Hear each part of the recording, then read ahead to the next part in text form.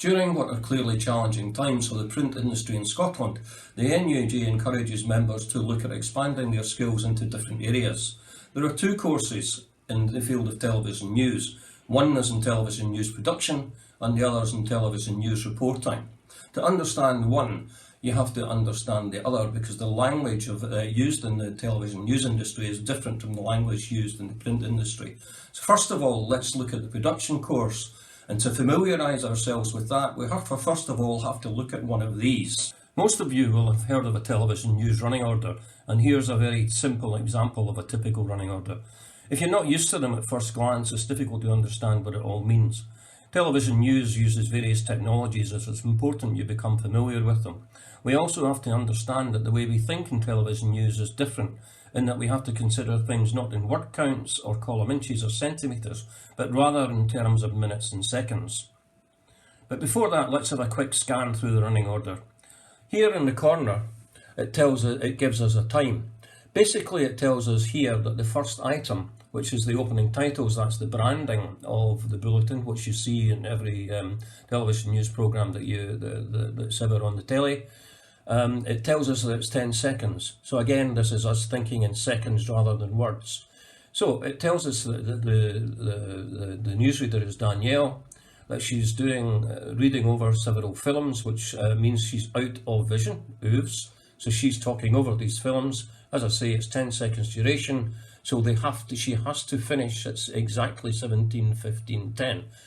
It's very important when you're doing a television news bulletin that you adhere strictly to the time. You cannot afford to be 1 second over or 1 second under, and we'll explain exactly why when you come to the course. If we follow this, we'll see that the second item is simply her saying, "Hello, welcome to the programme," or some such form of words. Again, the instructions tell us it's Danielle who's reading it. Again, it tells us that these words will last for a duration of 3 seconds. Therefore, if you add the 3 seconds to her previous timing of 7:15:10, she has to be out, finishing that hello at 17:15:13. So that's you started the bulletin. Then we have the headlines, which tell us what's coming up. So again, it's Danielle, the newsreader, reading over a series of films because she's out of vision at that case to the viewer.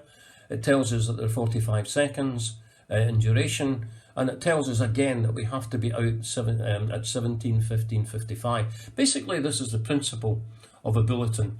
It gives you a series of titles of stories. It tells you who's delivering them.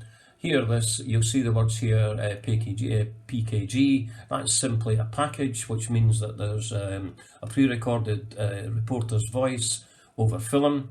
It gives us a rather typical duration of a news package, which is 1 minute and 5 seconds.